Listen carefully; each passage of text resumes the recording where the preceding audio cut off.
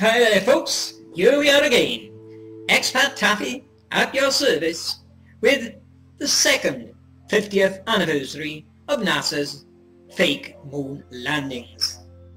Okay folks, what this video is about is this Hasselblad camera here with a 500mm long lens. For those who've watched my videos in the past, you will know that a brilliant Expat Taffy's technique is to keep his trump card to the end of the video and provide all the information leading up to that trump card, so there's no questions to be asked. I like to provide all the answers to all questions that may arise before the nutcases have got the chance to ask the questions. That is my technique, and that's what I'll be doing here. Now, to get on with this story of this 500mm lens camera, let me ask all of you two little questions here. Who can tell me what Apollo 11, Apollo 12 and Apollo 14 have got in common? And who can tell me what has Apollo 15, 16 and 17 got in common? Think about that. Okay folks, let's get down to the nitty-gritty. Let's take a look at some photos, shall we? Take a look at this one coming up. Now, take a look at this photo first. AS15-82-11167. Now, what you got here is Dave Scott walking from the rover, and he's carrying that long lens camera. And as you can see, the photo has been photoshopped. Now, take a note here, 1167. I've shown it before in a video proving it to be fake. You watch the arrows and you'll see some of the anomalies. One arrow shows he's got no shadow between his legs. Other arrows are showing the shadow is going to his right, then it changes direction and goes straight forward. Totally impossible. Now look at this photo, AS15-82-11168.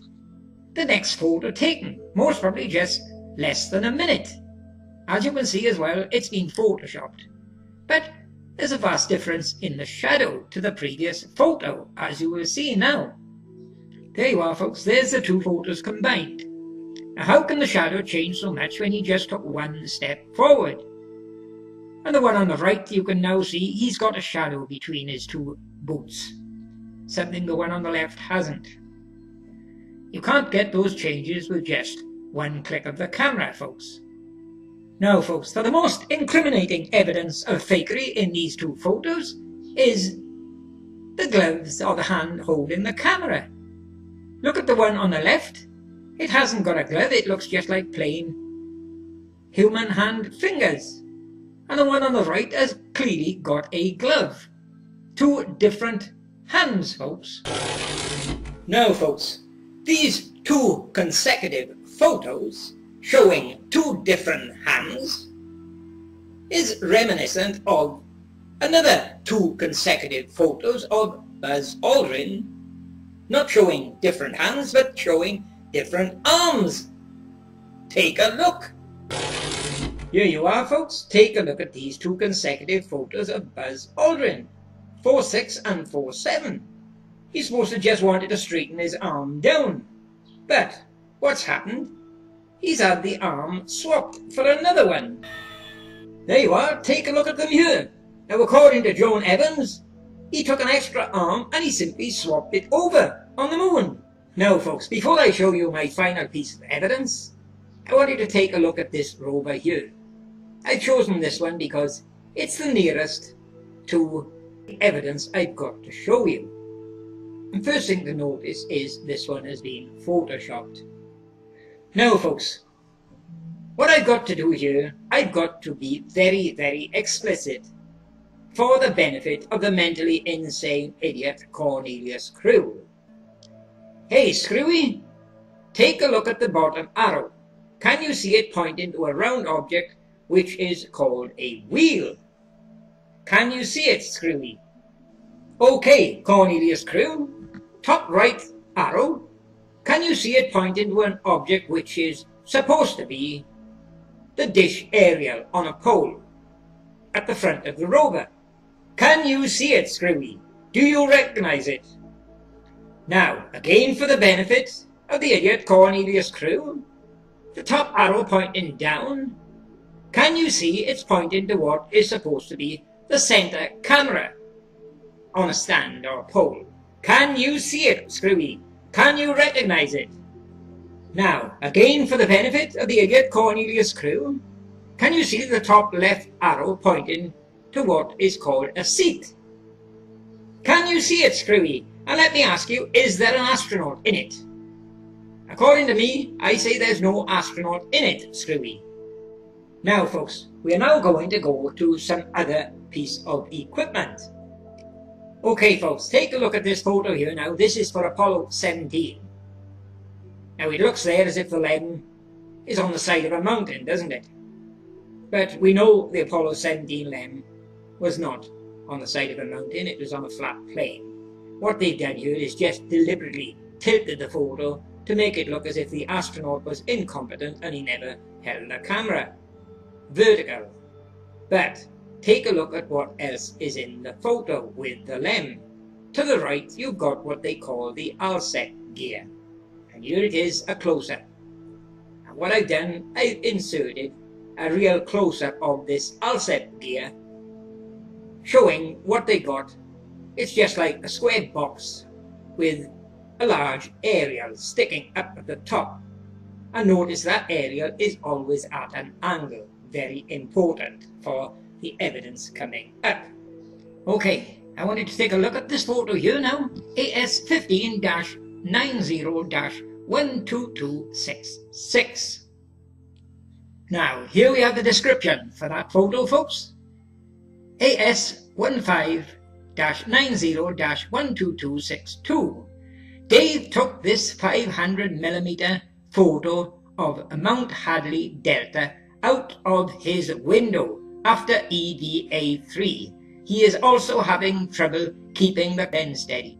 So, this photo was taken from inside the LEM through the LEM window. So Dave is now finishing on the moon and he's in the LEM ready to blast off and come home.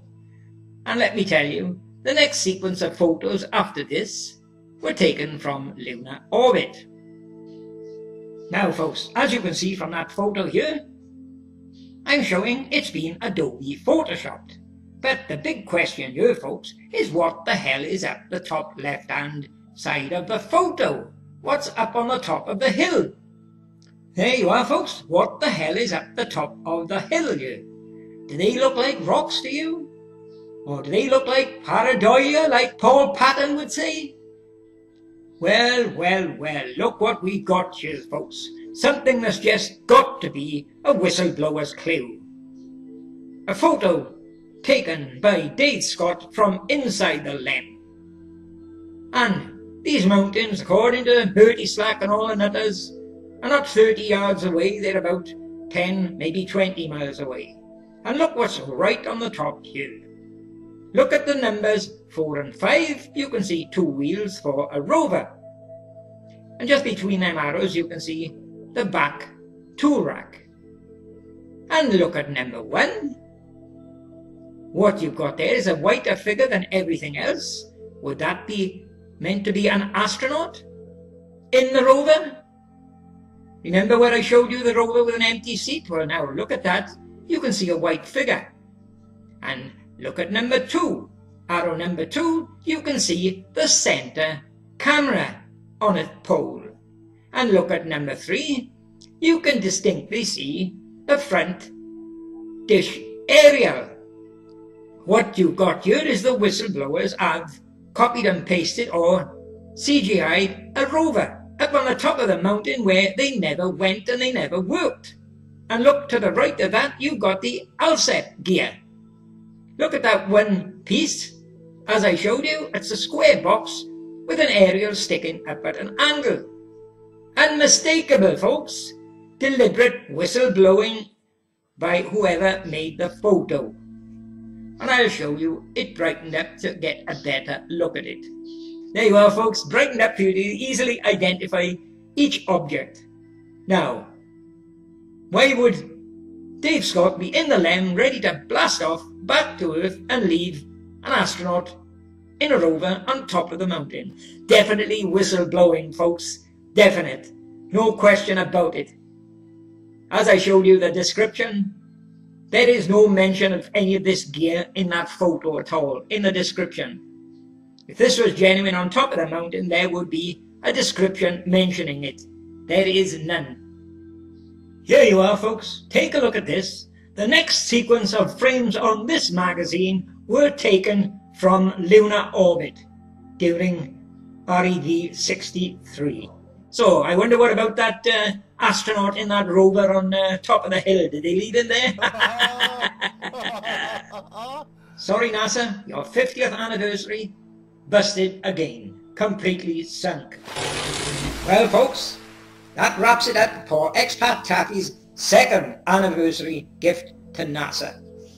Again proving that it was 50 years of lies, fakery and deception.